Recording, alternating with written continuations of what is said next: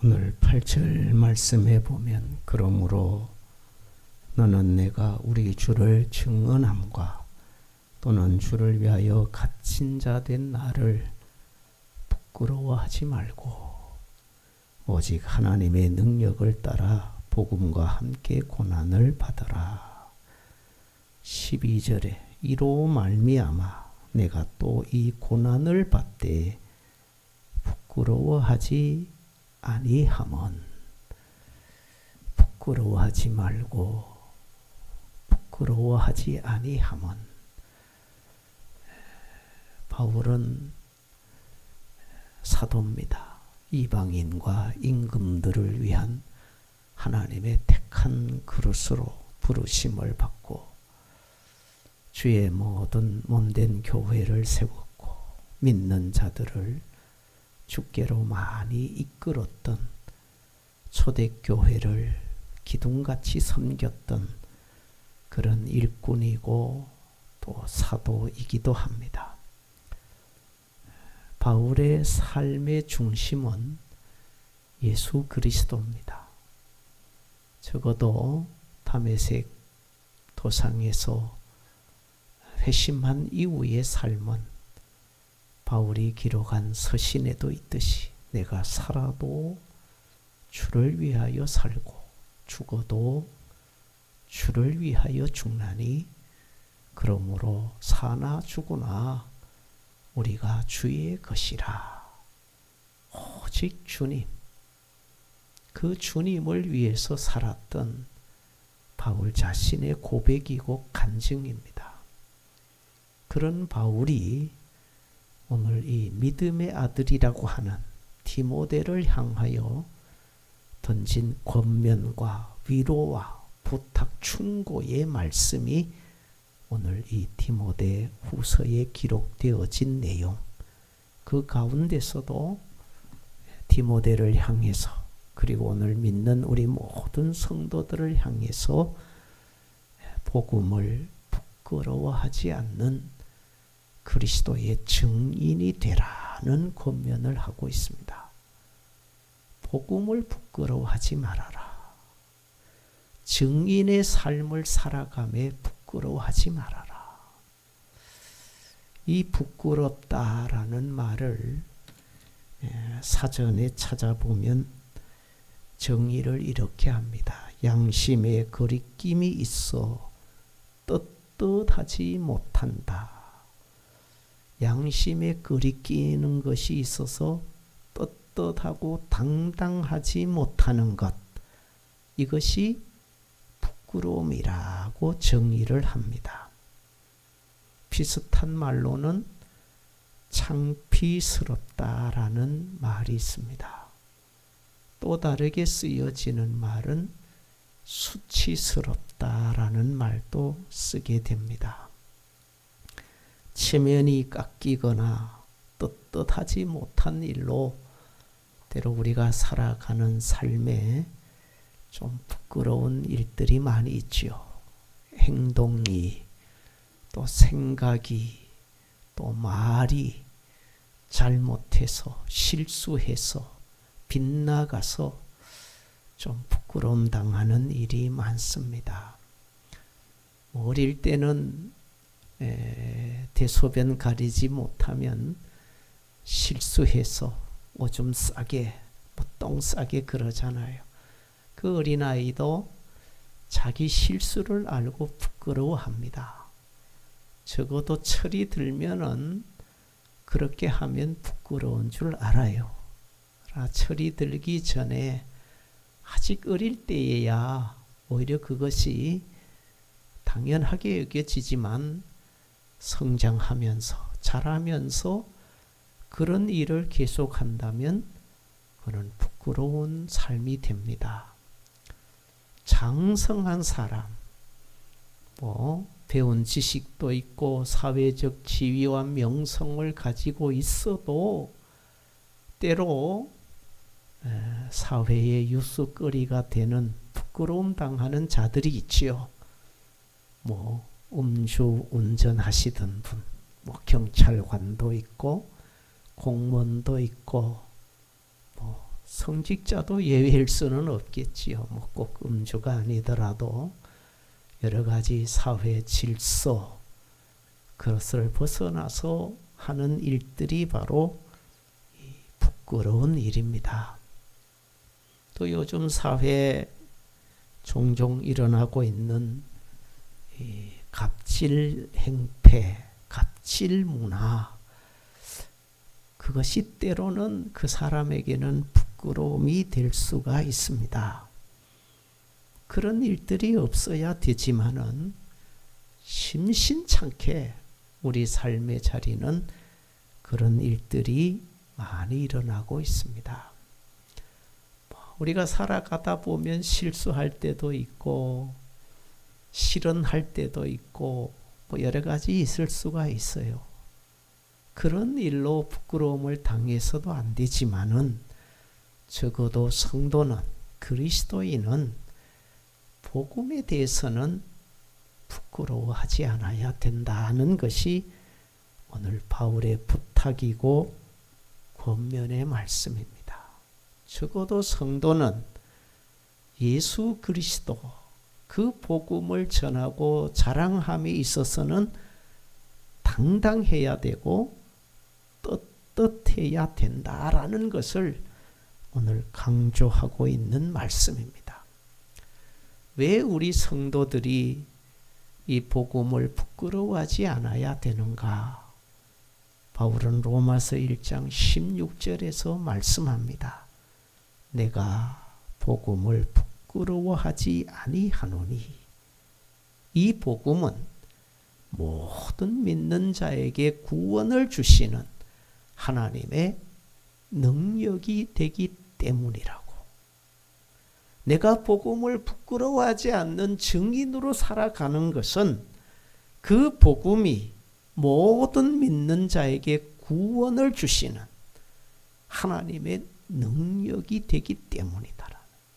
헬라인에게도 야만인에게도 유대인이나 이방인이나 누구든지 복음을 받아들이면 예수 그리스도를 영접하면 구원을 얻게 되고 구원을 얻은 자는 하나님의 자녀가 되고 하나님의 자녀가 된 자는 하나님 나라의 유업을 이어갈 거룩한 상속자가 되기 때문에 우리 성도는 구원받은 자로서 예수 그리스도의 복음을 부끄러워하지 말고 자랑스럽게 여기라.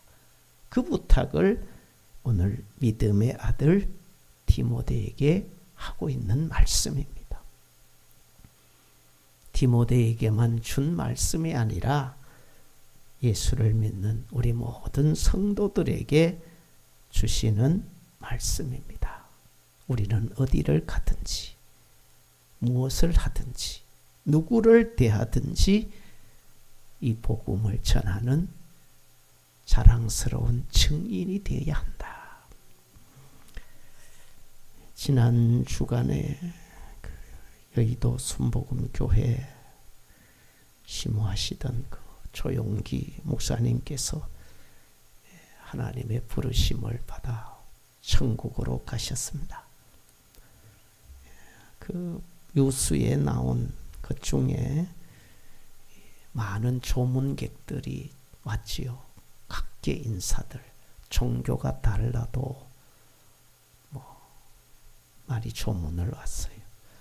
교계 지도자들도 왔고 정치인도 오고 그 가운데 이 종교 지도자들, 우리 한국 교회를 이끌어가는 지금의 생존하시는 흔히 말하면 이 거물들이 이 조문을 와서 마치고 대기실에서 잠깐 있는데 그때 마침 지금 앞으로 있을 대선 후보 주자 중에 한 분이 조문을 온 거예요. 제가 이름을 밝히지는 않겠습니다. 대선 주자 한 분이 조문을 마치고 이제 교계 지도자들이 있는 방으로 안내를 받아요. 비서가 했겠죠. 이래 왔으니까 인사하고 가세요. 뭐 그분들이야 표가 필요하고 하니까 당연히 왔고, 교계 지도자 그 가운데 극동방송, 또 서울 수원에 있는 중앙침례교회 김장한 목사님이 어른이시지요. 그분이 이렇게 오신 대선 후보자에게 기도를, 누구에게, 대표 회장에게 기도 좀 해주세요. 그래서 기도도 하고, 그리고 이 김장한 목사님이 그 대선 후보에게 어깨를 이렇게 두드리면서 하신 말씀이 하나님을 믿어야 해. 들어와 처음 인사할 때도 어깨를 두드리면서, 이분이 신앙은 제가 뭔지는 모르겠어요. 아마 믿지 않았겠지요. 하나님 믿어야 돼. 축복 기도하고 난 뒤에도 다시 어깨를 치면서 하나님 믿어야 돼. 그 뉴스가 나고 또 많은 사람들이 뭐 댓글도 달고 반대도 하잖아요. 종교 지도자들 뭐 거기 안 좋은 얘기도 많이 있지만은 우리 신앙인 입장에서 보면 그건 어떻게 보면 너무도 당연한 일이 아닌가. 목사가 해야 할 일이 뭐가 있겠어요? 뭐 그냥 기도해주고 하나님 믿으세요, 예수 믿으세요, 뭐 그 말 외에 다른 거 뭐 할 게 뭐가 있어요? 열심히 운동해서 당선되세요. 이건 정치적 발언이고, 그러나 그냥 신앙인 입장에서 그 어르신이, 우리 김 목사님이 하나님 믿어야 돼, 하나님 믿어야 돼. 그 상가에서, 그 조문 자리에서, 거기서 할 수 있었던, 개인적으로는 목사로 살 수 있는 최고의 말이 그 말이다. 뭐 불편하신 분도 있겠고 반대하시는 분도 있겠지만 목사님이기 때문에 그 말 해야지. 나도 당신 지지합니다. 그 말하면 더 욕 얻어먹지 않겠어? 참 신앙이, 복음이 뿌리 깊이 박힌 어르신이구나. 교단은 다르지만 그 상황에서 하나님 믿어야 돼. 그렇게 할 수 있었다는 것, 참 그분은 복음을 위해서 예수 그리스도가 어떤 상황, 어떤 자리에서도 자랑스럽게 여겨지는 그분의 증인의 모습이 아닌가. 목사로서 가장 할 수 있는 것이 기도하는 일이고 복음 전하는 일이고, 저도 뭐 신방을 가고 성도들의 사업체를 가고 가정을 가면 뭐 대접하려 그러지요. 찬잔, 뭐 식사.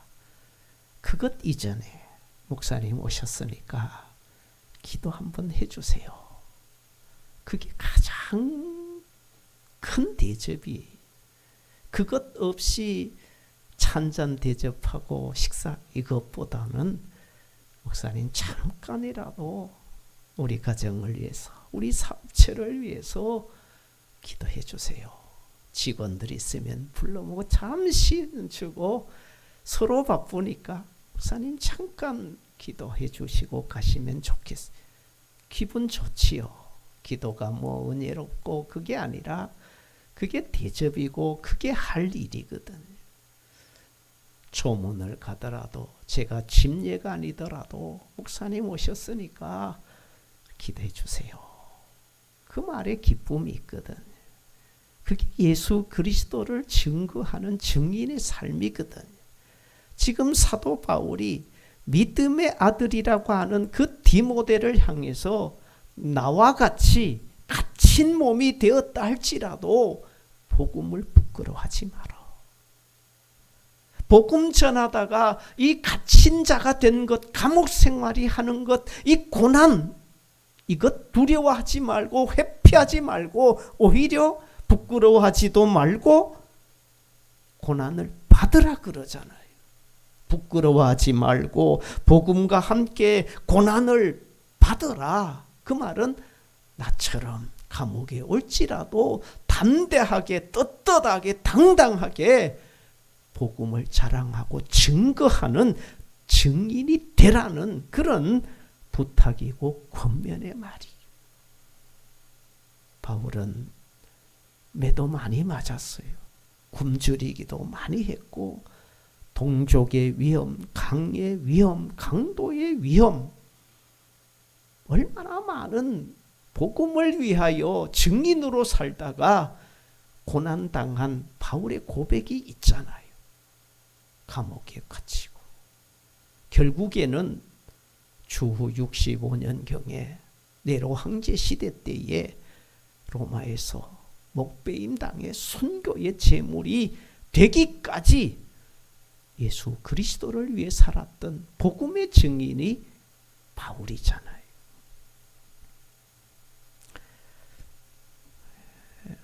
이만갑이라고 하는 텔레비전 프로가 있더라고요. 이만갑 이제 만나러 갑니다. 그 프로예요.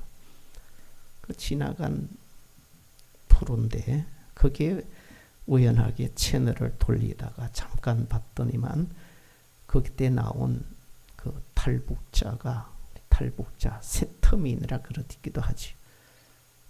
배영호 씨가 나와요. 배영호 씨가 나와서 북한의 지하 생활, 골파고 생활한 그런 얘기를 하시더라고. 그분이 이런 얘기를 합니다. 9세 때에 9살에 가출하여 떠돌이 생활을 합니다. 9살이면 초등학교 1, 2학년, 3학년 정도 되나요? 이 자기 스스로 살아갈 수 있는 능력이 없어요. 그런데 집을 나와서 떠돌이 하면서 살기 위해서 나쁜 짓도 많이 했겠죠. 훔치기도 해야 되고 그러잖아요. 그러니까 꽃제비 생활도 하고 그래서 굴을 파고 땅 속에 들어가 살면서 거기서 만난 것이 우리로 말하면 기독교를 만난 예수를 만난 예수를 깊이 만난 건 아니고 거기 가면 그래도 먹을 것을 주는 거예요. 그래서 찾아간 거예요. 가서 일단은 먹기도 하고 예배도 드리고 기도도 하고 그러면서 성장을 하는데 정말로 은혜를 받아서 그분이 성장해서 내가 하나님의 말씀에 대해서 더 깊이 좀 알았으면 좋겠다 생각을 하고 그런 곳을 찾아갑니다. 그곳이 있다는 얘기를 듣고 찾아간 곳이 중국 베이징 북경입니다. 두만강 압록강에 살던 그가 그런 소식을 듣고 북경까지 찾아가서 거기 가서 이제 집회도 참석하고 성경도 배우고 그래요. 그러다가 어느 날 이제 모여서 공부 성경 배우고 예배드리고 딱 우리로 말하면 주기도문 마치고 아멘 하는 순간 중국 공안이 이 총을 들고 이렇게 잡으러 온 거예요. 그래서 잡혀서 이 북송되어지고 다른 건 몰라도 이 기독교를 접했다, 성경을 접했다는 것은 살 길이 없다라는 거예요. 그래서 잡혀갔어요. 북송돼서 가서 엄청나게 고생을 당했다고 합니다. 제가 정확한 표현인지는 모르는데 그분의 얘기는 거기는 타격대가 있다고 하더라고요. 타격대가 적을 소탕하는데 타격대가 아니라 그런 북송되어 온 그 탈북자들이 잡혀오면 주로 때리는 폭행하는 그런 사람이 타격대라는 거예요.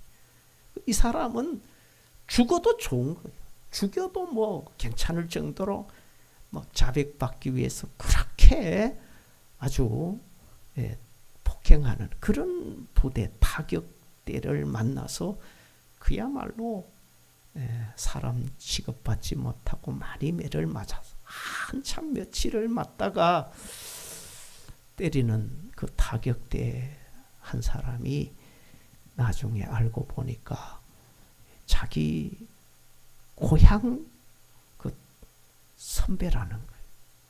어릴 때 같이 컸던 형이 그 타격돼 있고, 그리고 그 때렸던 맞으면서 처음에는 몰랐는데 나중에 이렇게 그 선배가 알고 보니까 이 어릴 때 우리로 말하면 좀 표현이 그렇지만은 먼 친구 있지 않습니까? 그 정도로 가까이 지냈던 그런 친구를 거기서 만난 거예요.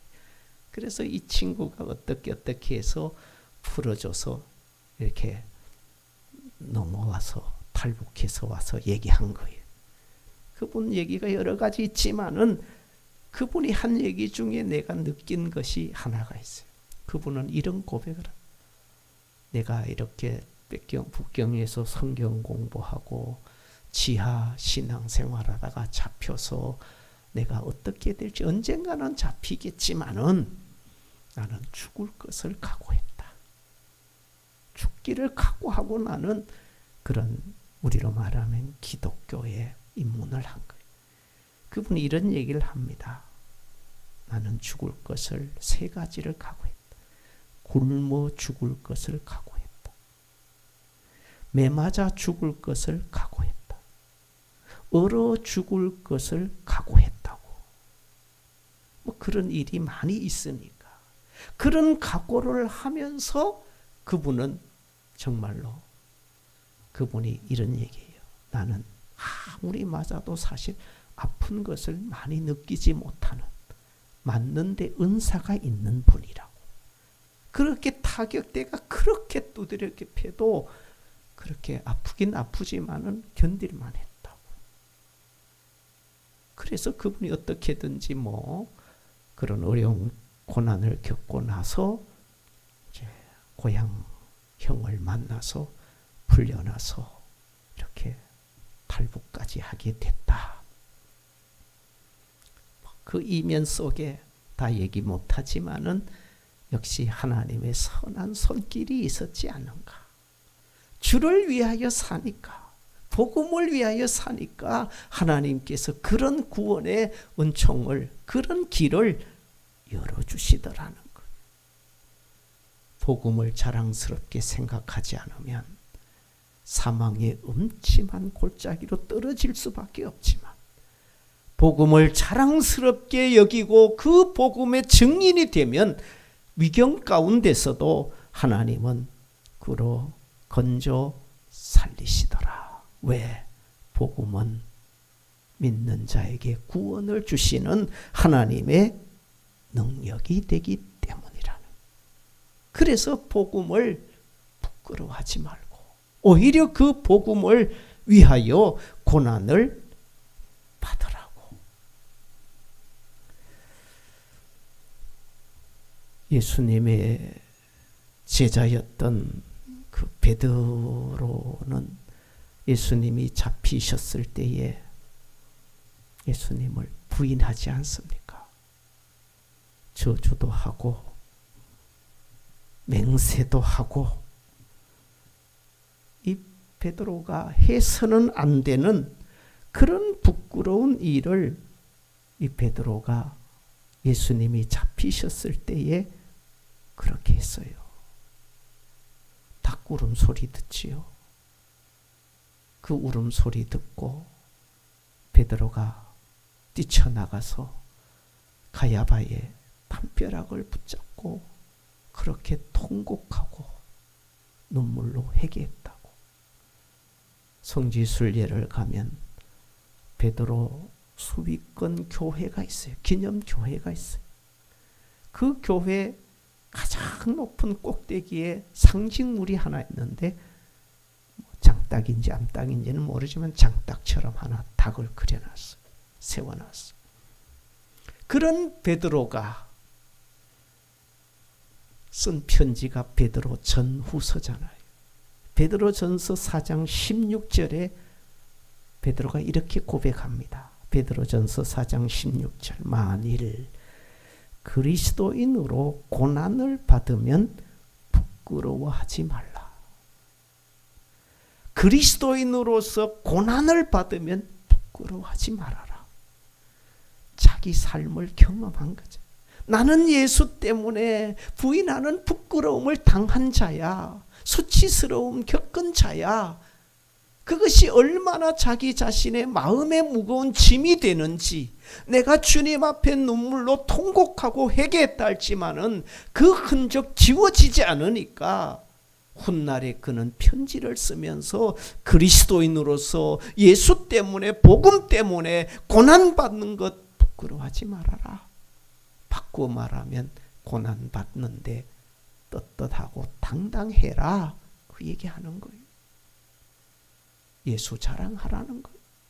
복음 전하는 증인이 되라. 그 얘기를 베드로가 자기 경험을 살려서 훗날 믿는 자들에게 권면한 편지입니다. 고난을 부끄러워하지 말아라. 사실 우리가 살아가면서 부끄러운 일들이 참 많아요.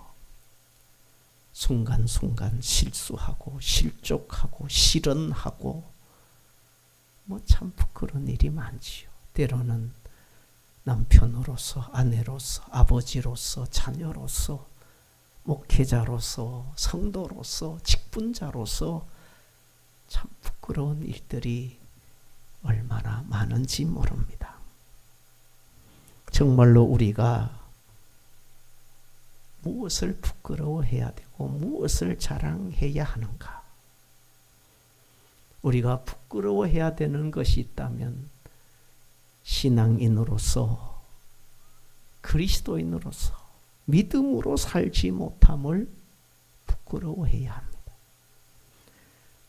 하나님께로부터 받은 직분자들로서 받은 달란트 땅에 묻어두고 살았던 것을 우리는 부끄러워해야 합니다.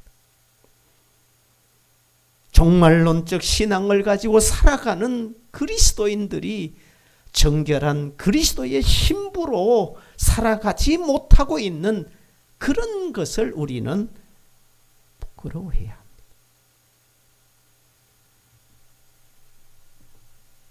예수님께서 마태복음 산상보훈을 말씀하시면서 너희는 세상의 소금이라 그러고 너희는 세상의 빛이라 그래요.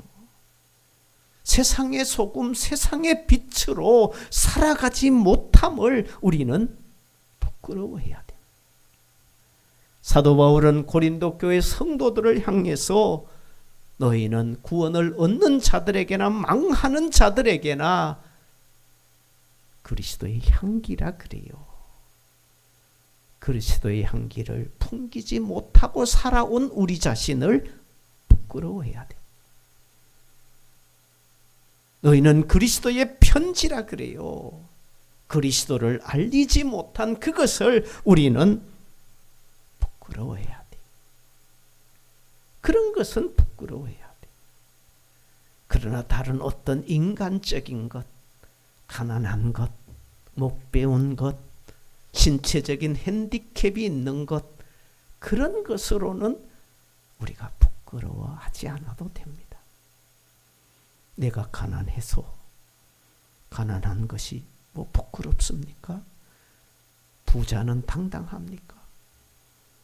부자여도 불의한 편법과 방법으로 부자가 됐다면 그게 부끄러운 것이고, 내가 정직하게 살아서 힘들게 살아서 정도를 걸어서 내가 남에게 부끄럽지 않는 가난이라면 그 가난이 오히려 자랑스럽지 않겠어? 내가 많이 배우지 못한 그런 무식이 부끄러운 것이 아니잖아요. 그리스도를 아는 지식이 부족한 것이 부끄러운 거예요. 내가 신장이 작아서 키가 작은 것이 부끄러운 것이 아니라 우리의 마음의 폭이 작은 것이 부끄러운 거예요. 내 마음의 넓이가, 내 마음의 깊이가 좁고 좁은 것이 부끄러운 것이지, 내 키가 작은 것은 부끄러운 게 아니에요. 그런 의미에서 오늘을 살아가는 우리 성도들은 인간적인 면 앞에서, 사람 앞에서 부끄러움이 아니라 하나님 앞에서 내가 얼마나 자랑스러운 자냐. 그 자랑스러운 자가 되기 위해서는 바로 복음의 증인이 되어야 되겠다. 그리스도의 증인이 되어야 되겠다. 예수를 위해서 죽기를 각오하고 바울은 예수를 위해서 옥에 갇히는 것도 부끄러워하지 않았던 것처럼 우리 신앙의 선배들 일사각오의 신앙을 가지고 선교의 제물이 되었던 그 손양원 목사님, 그분은 세 가지를 각오했더라고요. 일사각오, 예수를 따라서 일사각오, 예수 따라 살기로 각오한 거예요. 내가 예수 없이 사는 것은 사는 것이 아니라 죽는 것이고, 예수를 위해서 죽는 것은 죽는 것이 아니라 영원히 사는 것이다. 그렇게 각오하고 예수를 따랐던 사람이 바로 손양문 목사님. 이웃을 위해서 일사가고 남을 위해서 내가 아닌 나 이기적인 삶이 아니라 너와 우리를 위해서 살아가는 그런 삶을 살기로 각오했던 그분이 바로 손양원 목사님. 손 목사님이 세 번째 일사각오가 바로 부활 진리를 위해서 일사각오했다. 부활 진리, 예수 그리스도의 부활, 그게 복음이잖아요. 예수 그리스도를 위해서 나는 죽고 살기라. 그런 각오가 있어서 그분은 한국 교회 성자가 됐고 남을 위해서 이웃을 위해서 살았기에 사랑의 원자탄이 되었고 예수를 위해서 살았기 때문에 한국 교회 썩어진 하늘의 미랄이 되었던 것이잖아요. 그것이 바로 복음을 부끄러워하지 않았던 신앙인의 모습이. 오늘 우리의 모습은 어떠한지, 과연 나는 하나님 앞에, 믿는 성도들 앞에 부끄러운 모습은 아닌가. 이제는 십자가를 자랑하고 복음을 증언하는 증인으로서 오직 한 분 주님을 바라보고 주님의 영광을 위해서 헌신하고 충성하고 봉사하는, 섬김을 다하는 거룩한 주의 백성, 하나님의 사람들이 되시기를 바랍니다. 기도하겠습니다.